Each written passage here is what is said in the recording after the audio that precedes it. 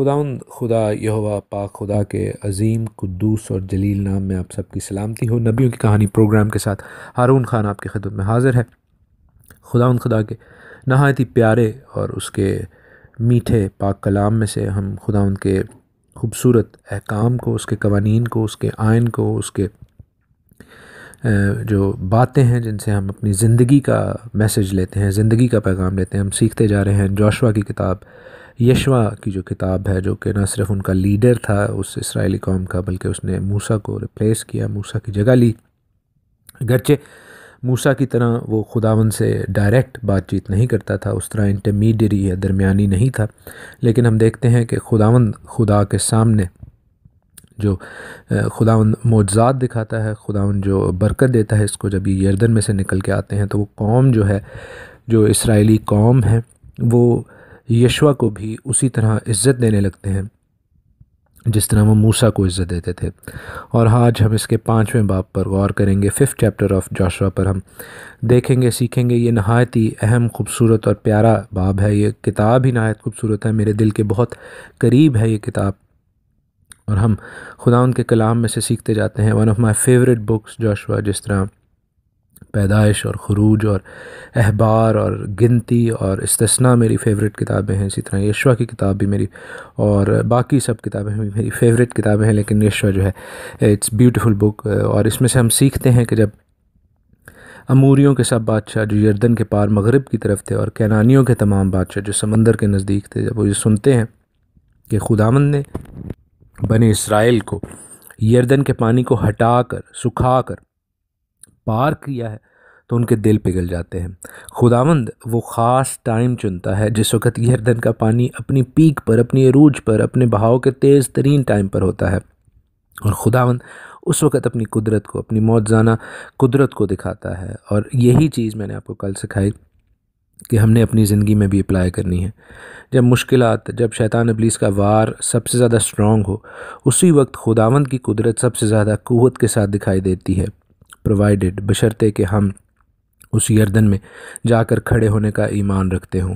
जैसे ही हमारे पाँव उन काहिनों की तरह उस पानी पर लगेंगे, जब खुदावंद का कलाम, वो अहद का संदूक हमारे साथ होगा, तो जो पानी है वो थम जाएगा, वो जगह हमारे लिए खुश्क हो जाएगी, वो मुश्किल हमारे सामने से दूर हो जाएगी, वो पहाड़ जो है वो मैदान हो जाएगा।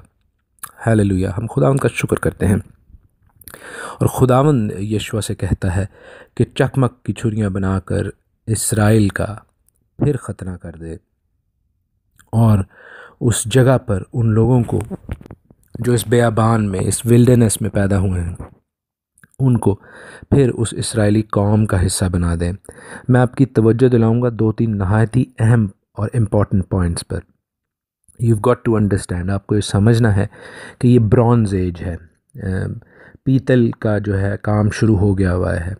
जो चकमक या पत्थर की एज थी, जो स्टोन एज थी, उसे गुज़रे हुए 200-300 साल हो चुके थे। टाइमलाइन में, जो हिस्टोरिकल टाइमलाइन है, तारीख़ी टाइमलाइन है, उसमें अगर हम देखें, खुदावंद क्यों कह रहा है चकमक के हवाले से? इसलिए कि अगेन वही कॉन्सेप्ट जो मैंने कल आपको बताया कि पत्थर के हवाले से, खुदावंद जो है पत्थर का इस्तेमाल जो है खुदावंद के नज़दीक बहुत इम्पॉर्टेंट है। खुदावंद हमें भी ज़िंदा और कीमती पत्थर कहता है, मैंने आपको कल बताया, पतरस में से, और वो अपने बेटे को भी ज़िंदा और कीमती और कोने के सिरे का पत्थर कहता है, जो हमारी पूरी इमारत को काबू में, कंट्रोल में किए हुए है। सो हमें देखना है कि खुदावंद उस ब्रॉन्ज़ को, उस पीतल को इस्तेमाल नहीं करने को कहता, बल्कि पत्थर की छुरियाँ बनवाने को कहता है। लेकिन इम्पॉर्टेंट चीज़ क्या है, अहम चीज़ क्या है? और वो ये है कि उनका ख़तना हो रहा है। किनका? जो कौम विल्डरनेस में पैदा हुई, जो बुज़ुर्ग थे, जो बड़ी जनरेशन थी, वो मर चुकी थी, वो ख़तना शुदा थे, लेकिन ये नई जो नस्ल थी, ये ख़तना इनका नहीं हुआ हुआ था। यहाँ पर एक और चीज़ भी मैं आपको बताता चलूँ कि 4थी वर्स में, 4थी आयत में, जोशुआ 5:4 में लिखा है, बस वो सब लोग जो निकले थे उनका ख़तना हो चुका था। तो जो सब लोग इस्तेमाल हुआ है वर्ड, वो ओम है। ओम जो है वो इब्रानी का वर्ड है। यहाँ पर तो लोग ही लिखा है, लेकिन इब्रानी में ओम कहते हैं, जिसका मतलब है ख़ास पीपल, खुदा के लोग, खुदा के कौम। जबकि छठी वर्स में, 6 वर्स में जो लोग इस्तेमाल हो रहे हैं वो है गोए। गोए कहते हैं गैर अक़वाम को, जेंटाइल्स को। तो ख़तना का जो अहद है वो गैर अक़वाम को खुदा के लोगों में तब्दील कर देता है। ख़तना का जो आउटवर्ड साइन है, ये चीज़ हमें जहन में रखनी है कि this is an outward sign. ये निशान उन लोगों को खुदा की कौम नहीं बनाता था, बल्कि खुदा के अहद में शामिल होकर जब वो आमीन कहते थे, ईमान रखते थे खुदा पर, तब वो खुदा के लोग हो जाते थे। लेकिन उन्होंने ये आउटवर्ड साइन, ये ज़ाहरी निशान अपने जिस्म पर लेना होता है।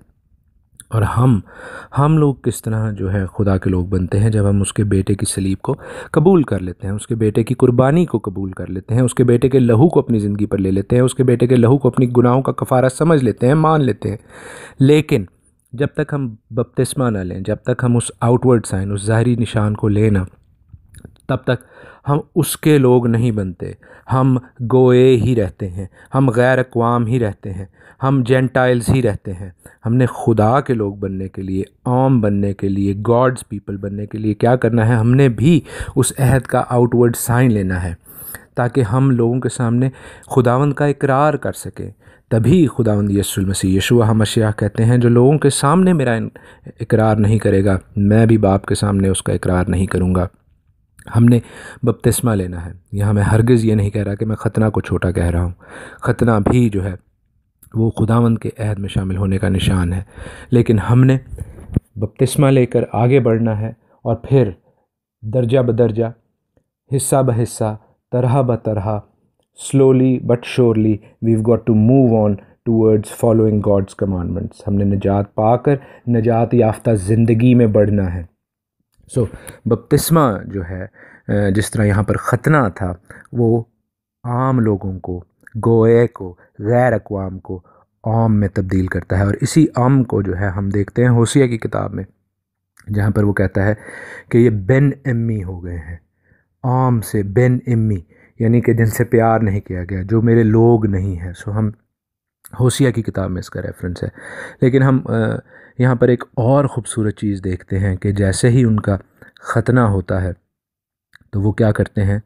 वो मानते हैं इस चीज़ को, इसको कबूल करते हैं, इसको एक्सेप्ट करते हैं, हुज्जत नहीं करते, आर्ग्यूमेंट नहीं करते, बहाने नहीं लगाते, एक्सक्यूज़ नहीं देते। और फिर उसी महीने की 14वीं तारीख को, यानी ये निसान का महीना है, मैंने आपको पिछले अबवाब में, लास्ट फ्यू चैप्टर्स में बताया कि बहार में, स्प्रिंग सीज़न में वो दरियाए यर्दन पीक पर बह रहा होता है। और इसी सीज़न में जो है हमें पता है कि जो खुदावंद की पहली 3 ईदें हैं, फसा की ईद, बेखमीरी रोटी की ईद और पहले फलों की ईद होती है। और यहाँ पर कई लोग ये भी कह सकते हैं कि उस महीने की 14वीं तारीख को लिखा है सिर्फ़ ईद फसा मनाई जा रही है, तो ये सिर्फ़ यहाँ पर फसा मनाई जा रही है, तो हरगिज़ नहीं। ये बात एक्सेप्टेड है, ये बात मानी हुई है कि जो पहली तीनों ईदें हैं वो एज अ बंडल आती हैं, वो एज अ पैकेज आती हैं, आप उन्हें लहदा नहीं मनाते। ईद फसा 14 की शाम, 15 से जो है बेखमीरी रोटी की ईद शुरू हो जाती है। और फिर जो सब्बत के बाद अगला दिन होता है, यानी हफ्ते का पहला दिन, जो उन 7 दिनों में, बेखमीरी रोटी के 7 दिनों में आता है, वो यौम हा बेकरूम, यौम हा बेकरीम, यानी कि पहले फलों की ईद होती है। और इसीलिए आप देखिए कि ईद फसा के दूसरे दिन उस मुल्क के पुराने अनाज की बेखमीरी रोटियां उन्होंने खानी शुरू की। और यहाँ पर एक और इम्पॉर्टेंट और अहम बात हो रही है। नहायत ये खूबसूरत चैप्टर है, हालेलुया, खुदा उनका शुक्र करते हैं। मैं खुदा उनकी हजूरी को महसूस करता हूँ इस वक्त के वो जब इस मुल्क से ये बरकत, ये रोटी यहाँ से लेना शुरू करते हैं, तो जो खुदावंद का मन था, जो खुदावंद उन्हें रोटी बेआबान में देता था, वो माकूफ़ हो जाता है, वो बंद हो जाता है। क्यों? क्योंकि खुदावंद ने उन्हें इस ज़मीन पर ले आया है, वो यर्दन से पार ले आया है। खुदावंद उन्हें ये बरकत दे रहा है, वो ये रोटी खाने लगे हैं जो इस मुल्क में है। इस मुल्क के लोगों ने उसे बनाया, उसे प्रोड्यूस किया, लेकिन खुदावंद ने वो बरकत इसराइल को दी। हालेलुया। हम में से भी बहुत से लोग बरकतें लेना चाहते हैं, हम में से भी बहुत से लोग जो हैं वो दुआएं करते हैं कि हमें ब्लेसिंग्स मिलनी चाहिए, लेकिन कोई इस तरह उठकर पार नहीं जाने की कोशिश करता। क्योंकि जब हम पार आ जाएं, जब हम हिम्मत कर लें, जब हम जोश से उठ जाएं, देखें मैंने आपको बताया कि यीशु सुबह सवेरे उठा, ये लोग भी उसके साथ उठे, ये यरदन पार आए। फिर इन्होंने खुदावंद के अहद का साइन लिया, वो निशान लिया, ख़तना किया, खुदावंद के हुक्मों में बढ़े, खुदावंद की ईद मनाई, और फिर खुदावंद ने इनको ब्लेसिंग दी। जिस रोटी के लिए, जिस अनाज के लिए इन्होंने मेहनत नहीं की, किसी और ने मेहनत की, वो बरकत इनको मिली। खुदावंद आपको भी बरकत देना चाहता है, लेकिन उसके लिए हमें घुटनों पर होकर दुआ करने के साथ साथ हमें अमली कदम भी उठाने हैं। हमने उस बरकत को हासिल करने के लिए यरदन के पार जाना है। हालेलुया। हमने सुबह सवेरे उठना है, हमने हिम्मत करनी है, हमने जोश से, जज्बे से उसके हुक्मों में चलना है, बढ़ना है। और खुदावंद आपको बरकत देना चाहता है। वो कहता है अपने कलाम में, मैंने बरकत को तेरे सामने रखा है और लानत को, तू बरकत को चुन। मैंने ज़िंदगी को तेरे सामने रखा है और मौत को, तू ज़िंदगी को चुन। ये आपकी चॉइस है, ये आपका फ़ैसला है, ये आपके डिस्क्रेशन पर है कि आप किस चीज़ को चुनते हैं। आपने भी अगर जोश और जज्बे से दुआ के साथ अमली कदम भी उठाया तो बरकतें आपका पीछा करके आपको जा लेंगी। ये सब बरकतें आपके लिए हैं, ये खुदा के बेटे और बेटियों के लिए हैं। हम आगे बढ़ते हैं इस बाब में, इस चैप्टर में। और यशवा जो है, जब वो यरू के नज़दीक होता है तो वो अपनी आंखें उठाता है और देखता है कि उसके मुकाबले एक शख्स हाथ में अपनी नंगी तलवार लिए खड़ा है। और यशवा बग़ैर कुछ तामुल किए, बग़ैर कुछ हेजिटेशन के उसके पास जाकर उससे पूछता है कि तू हमारी तरफ है या हमारे दुश्मनों की तरफ। उसने कहा नहीं। वो इन दोनों चॉइसेस में से कहता है नहीं, मैं ना तुम्हारी तरफ हूँ ना मैं तुम्हारे दुश्मनों की तरफ हूँ। क्यों? क्योंकि मैं तुम्हारी तरफ तुम्हारे फॉलो करने वाला नहीं, बल्कि तुम्हें लीड करने वाला हूँ। मैं खुदावंद के लश्कर का सरदार होकर आया हूँ। हालेलुया। और हमारा सरदार कौन है? हमारा सरदार यीशु मसीह, यशुआ मशीआख है। यशुआ इस शख्स को ज़मीन पर होकर सजदा करता है। कई लोग कहते हैं कि शायद ये फ़रिश्ता है, लेकिन ये बात याद रखें कि जब भी फ़रिश्ते हमें बाइबल में नज़र आते हैं, जैसे डैनियल की किताब में, जैसे मुकाशवा में यानी रेवलेशन में, तो वो जब लोग उन्हें सजदा करते हैं, जैसे डैनियल ने सजदा किया, जैसे जॉन ने, यूहन्ना ने उन्हें सजदा किया, तो वो लोग कहते हैं कि हमें सजदा मत करो, हम क्रिएटेड बीइंग हैं, हम तख्लीक शुदा हैं, तुम सिर्फ़ खुदावंद को सजदा करो। लेकिन यहाँ पे ये शख्स हरगिज़ ऐसा नहीं कह रहा। ये खुदावंद का परतौ है, और खुदावंद को हमारे मुनज्जी यीशु मसीह के सिवा किसी और ने ज़ाहिर नहीं किया। जब जब बाइबल में खुदावंद नज़र आता है, वो खुदावंद यीशु मसीह है, वो यशुआ मशीआख है। वो क्या कहता है? यहाँ पर एक और बात देखिए किस तरह ये खुदावंद का परतौ है, क्योंकि वो उसे कहता है कि यशुआ तू अपने पाँव से अपनी जूती उतार दे, क्योंकि ये जगह जहाँ तू खड़ा है मुक़द्दस है।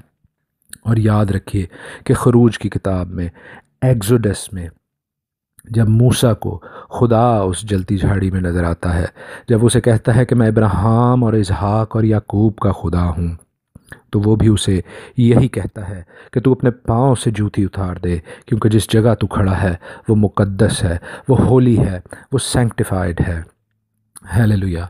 हम खुदावंद का शुक्र करते हैं कि ना सिर्फ यशुआ जो नून का बेटा था, जो कि मूसा का शागिर्द था, वो इसराइलियों को उस वादा की सरज़मीन में लेकर जाता है, बल्कि हमारा मुनज्जी यीशु मसीह, यशुआ मशीआख, उस लश्कर का सरदार होकर आता है और उस कौम को वादा की सरज़मीन में लेकर जाता है।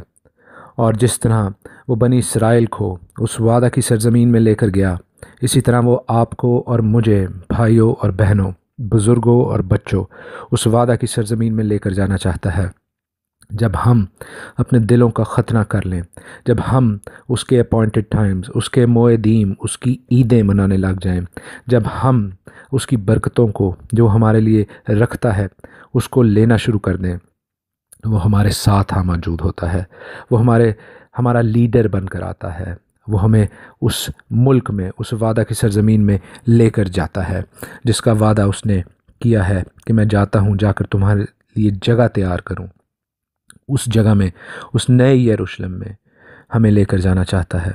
क्या आप उस नए यरूशलेम में जाना चाहते हैं? क्या आप यीशु मसीह, हमारे मुनज्जी यशुआ मशीआह की क़ियादत में उसकी लीडरशिप में, उस वादा की सरज़मीन में जाना चाहते हैं, अगर आप जाना चाहते हैं, तो आज अपने दिलों को हम्बल कीजिए, हलीम कीजिए, फ़िरौतन कीजिए, ताकि वो आपको सरफराज़ी दे, ताकि वो आपको बरकत बख्शे, ताकि आपको ज़िंदगी बख्शे। खुदावंद अपने बेटे और बेटियों को अपने साथ चलने की और अपनी क़यादत में चलने की तौफ़ीक बख्शे। God bless you all.